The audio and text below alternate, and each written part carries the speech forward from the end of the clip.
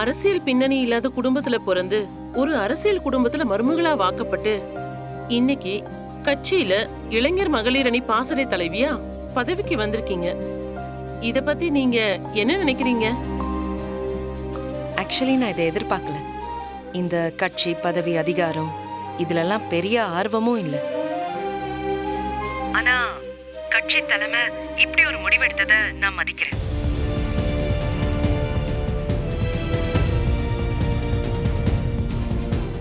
இந்த பதவி கிடைக்க எனக்கு காரணமா இருந்த கட்சி நிர்வாகிகளுக்கும் என் மாமனாருக்கும் என் கணவருக்கும் என்னோட நன்றியை நான் தெரிவிச்சுக்கிறேன்.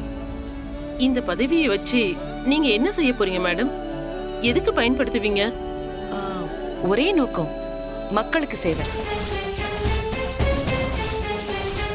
இது ஒரு நல்ல வாய்ப்பு. இது மூலமா நம்ம கட்சி நிர்வாகிகளுக்கும் பொதுமக்களுக்கும் என்னெல்லாம் சேவை செய்ய முடியுமோ அதெல்லாம் நான் செய்வேன். அப்ப எதிர்காலத்துல உங்களை அரசியல்ல ஒரு பெரிய பதவியில பார்க்கலன்னு சொல்றீங்க? அது என் கையில இல்ல. ஒருவேளை இந்த தொகுதியோட எம்எல்ஏ ஆகி மக்களுக்கு சேவை செய்யற வாய்ப்பு கிடைச்சா நீங்க என்ன பண்ணுவீங்க மேடம்? என்ன பண்ணுவேன்னா, முதல்ல பொதுமக்கள் எல்லாரும் பாதிக்கப்படுற ஒரே விஷயம் லஞ்சம், போதை. அது ரெண்டுத்தையும் முழுமையா ஒழிக்கிறதுக்கு நான் போராடுவேன். ஏழை எளிய மக்கள் அரசாங்கம் தங்களுக்கு ஏதாவது செய்யும்னு நம்புறாங்க. ஒவ்வொரு சேவைக்காகவும் அரசு அலுவலகங்களுக்கு வந்து நிக்கிறாங்க. அங்க இருக்கிற அரசு ஊழியர்களுக்கு அவங்க வேலை செய்யறதுக்கு தான் சம்பளம் தராங்க. ஆனா ஒரு சாதாரண ரேஷன் கார்டுல ஆரம்பிச்சு பட்டா ரெஜிஸ்டர் பண்ற வரைக்கும் எல்லா இடத்துலயும் 5 ரூபாயில ஆரம்பிச்சு கோடி கணக்கு வரைக்கும் லஞ்சமா போயிட்டு இருக்கு. அது எல்லாத்தையும் ஒழிச்சாலே மக்களுக்கு இன்னும் நிறைய நலத்திட்டங்களை என்னால செய்ய முடியும். அதை எப்படி மேடம் நீங்க சரி செய்வீங்க?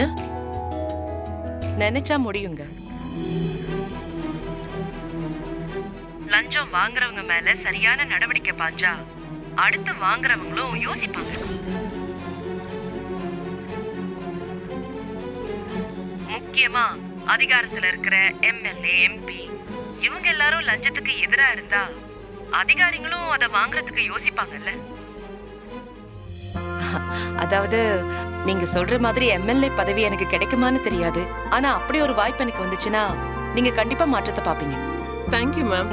Thank you. Thank you so much. Thank you. Okay ma'am.